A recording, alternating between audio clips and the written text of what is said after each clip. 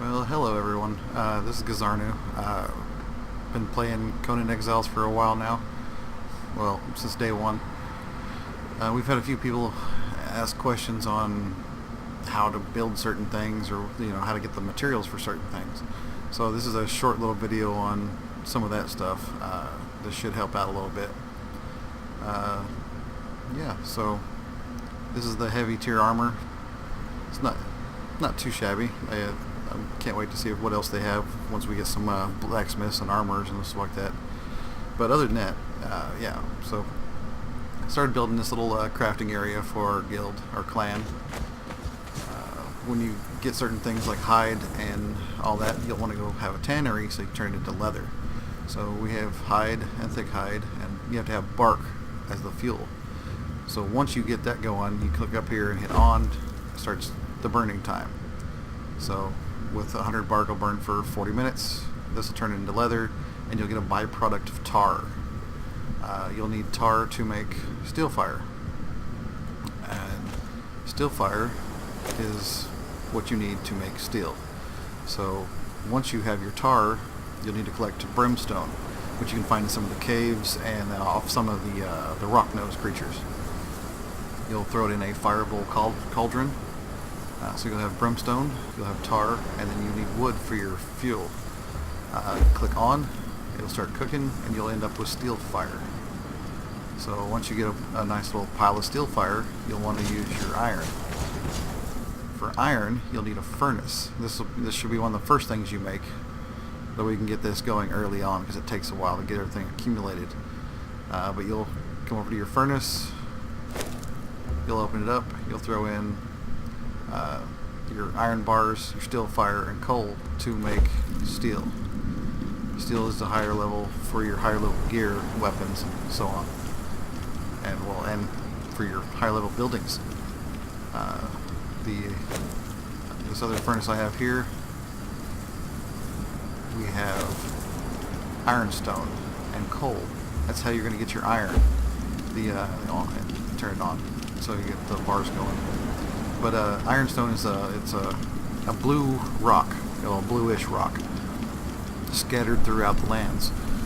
There's certain spots that have several of those nodes all bunched up together, and some of them you can find scarcely throughout the place. The coal are just little black rocks, similar to the bluish ones for the ironstone. Same thing with brimstone. They all look about the same, just different, little slightly different color. You get those going, you have all that going, but when you're out harvesting all this other stuff, you'll be gathering stone, because you'll need stone for your buildings and for other things. You'll need to turn the stones. You need stones to turn to bricks for your level 2 buildings. So to do that, you'll need to take stone, throw it in a furnace, some coal, and then power it on, and it'll start cooking those and turn them into bricks. Let's see what else we got. Anything's in that one. Another handy little thing is in the fireball cauldron, you're able to collect these flowers, yellow lotus blossoms and aloe leaves. If you throw them in the fireball cauldron with some wood and turn it on, you'll get things like this yellow lotus potion and aloe extract. Aloe extract is basically like a healing potion. It's a regenerative little potion. The yellow lotus potion, we haven't noticed anything, but it's supposed to be, like it says down here, a potion that causes hallucinogens and visions. I'm guessing you have to be in certain areas, because just taking it and running around, I haven't seen any difference. I haven't seen anything moving, nothing like that. Doesn't even get blurry, so still kind of figuring out where to go with those.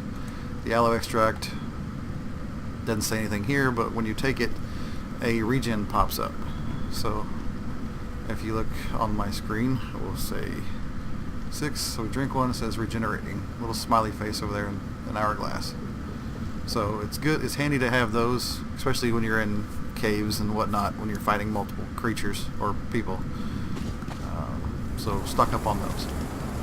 In the basic campfire, which you should be able to make like right away when you start the game, if you plan on having thralls, which everybody should, they will help protect you, they will help you learn other armor stuff, other weapons, things like that. Even increase your cooking stuff. So, like if you get a thrall cook, you could put her him on the cauldron. But the cheapest and easiest way to tame those thralls is on the Wheel of Pain, which is you have to have anyway. But to make gruel. Gruel would be the food source or the fuel that you're going to be using to turn those people into thralls for you. You'll need wood, seeds, and plant fiber in a campfire, and turn it on, and it'll start cooking. It'll make gruel for you. That's this here. You can stockpile that a lot cheaper and easier than you can with, say, meat. Try to make steaks or roast or something like that to get your thralls produced. So you can throw 500 gruel on there and take up 5 slots, and it'll keep your thralls going for like 18 hours or something like that. When if you throw a bunch of roast on there, you're getting maybe 4 or 6.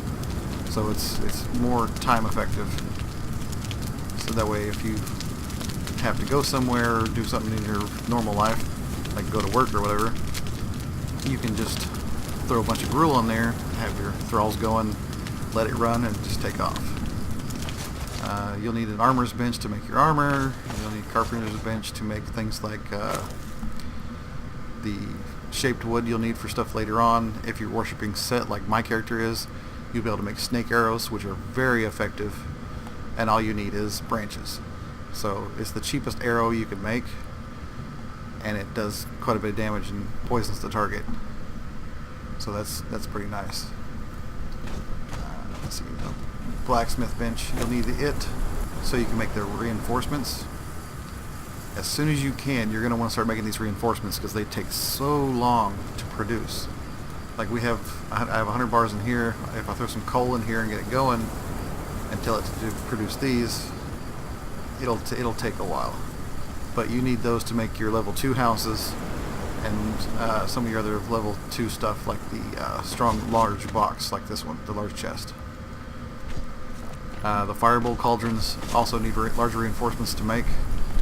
So, like I say, you want to get those started as soon as possible. So, get your furnace built, get some bars going, get some reinforcements going, and then once all that's going, make your steel fire. There's a little process. It takes a little while to figure out the best way for you to do these things. But that's what you're going to have to do to get your base set up the way you want to, and get your armor and weapon supply going. Because pretty much everything out here is trying to kill you. Make sure you make a full-size bed at some point, not just the fiber bedroll. Fiber bedroll is good to start, but it's a one-time use. The bed is permanent, and you can make a stockpile of fiber bedrolls for whenever you decide to go in the caves and whatnot. And that way you don't have to run all the way back to your base every time you die. This right here is one of my little altars for Set. Once you have that, you're able to do some pretty neat little things. Other than learning how to make the arrows, you can make the Set ritual knife. You need that to get hearts. You have to get human hearts. So anytime you kill another player or one of the thralls or NPC characters in the game, any human character that is, you stab them with that knife, and it gets the heart for you. You'll get a bunch of human flesh and stuff like that. So if you have someone in your clan or whatever that's also, say, a Yogg worshipper, they need the human flesh. So you both beneficial if you hand those daggers out, because they can give you the hearts and you can give them the flesh. Once you have the human hearts, you're able to make things like the Set antidote, which is basically it's a cure for poison, which will come in handy when you're fighting things like the spiders and such, because their poison is no fun. It threw me off because there's also these different things you can make here, like the mask, the choker, the little skirt, the sandals. To make all those, you need human hearts. So it's plant fiber and hearts to make the clothes you're going to wear for this outfit. Very odd to me, but whatever works. So you'll want to stockpile as many human hearts as you can. So always keep the little dagger with you. Anytime you kill any of the humans or other players, definitely Looks like we got a friend here. Let's see. You definitely want to use that to make your gear. It looks kind of cool. It's kind of fun to run around in. But the poison antidotes are very beneficial. As you can see down here, there's the Greater Will of Pain. Thralls are always running around pushing on it, so that's kind of neat. Keeps it going. Once I get some more thralls up here, I'll show another video of when I get it all decked out with all the NPC thralls doing all the little bonus work for me. But it's a start. We're getting it going. I should have a video here in the next few days, hopefully. We're going to try to hit up the spider cave and just kind of explore there and see what's in there. And maybe even going into the Forbidden Lands or whatever, where all the skeleton warriors are, and you get massive amounts of corruption. So we're going to have to get some dancers and get them up here dancing around. But if anyone has any questions or comments, please just throw them down there. I'll try to answer the ones I can. And hope you guys enjoy the game. Yeah, so have fun, kill stuff, break stuff.